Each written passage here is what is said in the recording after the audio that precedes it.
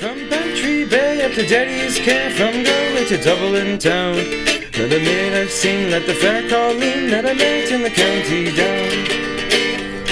As she onward sped, sure I scratched me head, and I looked with a feeling rare, and I says I, to a passerby, who's the maid with the nut. Hello, my name is Cole Jabel. I'm a senior studying cybersecurity and network engineering technology. Studying abroad has changed me in a couple of ways. First, it taught me to relax and to go with the flow. Ireland has a much more relaxed culture than America, where in the United States we would always be moving on to the next thing. In Ireland, they take their time to stop and enjoy a moment. It has been a refreshing lesson to bring back as I resume my lab classes here at Purdue. Secondly, it gave me a new perspective. Living and spending time with such a diverse group of individuals, I learned to see things through different lenses and through different perspectives. My favorite thing about study abroad had to be the mundane things. Yes, the travel was fantastic, and the trips I took with my friends that I met in Ireland are experiences that I will cherish forever. But the things that we would consider mundane are what I like the most. The small differences. The things like how the bicycle shop I worked at was run, or the simple act of walking from my apartment through the center of Dublin to class each day. After returning to America, those are the things I miss the most. When I was in Ireland, I met some friends that I will keep forever. I still keep in contact with many of them. I was the only American in the group of exchange students at TU Dublin, so I didn't even have a country connection to anyone there. My friends that I made there are the best thing I could have ever imagined to take away from my study abroad experience. Everyone was from somewhere different, and while some did have a country connection, we were all from somewhere unique, and that brought us closer together. We shared our own cultures and learned about each other's. At the end of my time in Dublin, a couple of my German friends came up to me and said, "Du bist meine American," which translates to, "You are my American." It was a very sweet gesture. We were all different, but we were all the same in that we come from somewhere unique. I'm glad I didn't know a ton going into my study abroad. The challenge of navigating a new place that is both very foreign and somewhat familiar was incredibly exciting, and I wouldn't change that at all. I didn't know a single person outside of America before I left, and that made it all the more thrilling. If there's anything else I would have to say is to be open to everything. You have no idea what you'll discover, and you'll have no idea of where the study abroad takes you. And how exciting is that? An adventure of a lifetime is right there. Take it. You won't regret it.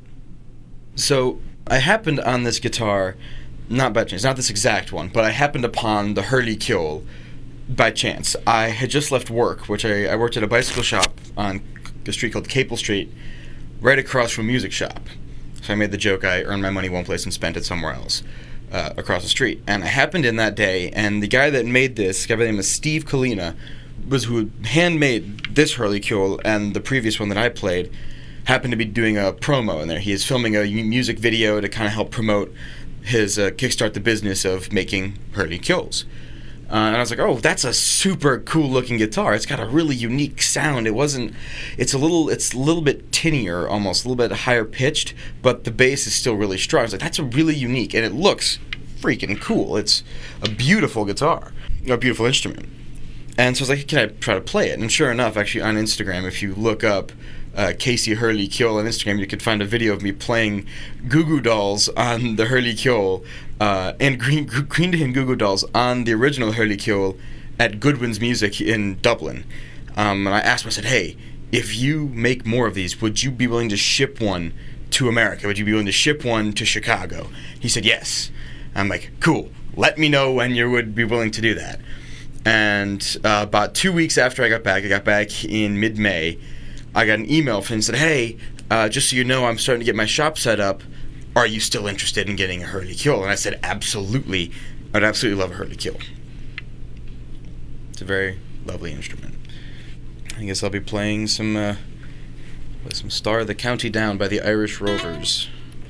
Near Banbridge Town in the county down, one morning last July, down a boring green came a sweet Colleen, and she smiled as she passed me by. She looked so sweet from her two bare feet to the sheen of her nut brown hair. Cause it once in mouth I'm ashamed of myself to be seen, I was staring there. From Bantry Bay up to Derry's Care, from Galway to Dublin town, not a maid I've seen like the fair Colleen that I met in the county down. As she onward sped, sure I scratched me head, and I looked with a feeling rare, and I says I, to a passerby, who's the maid with the nut brown hair?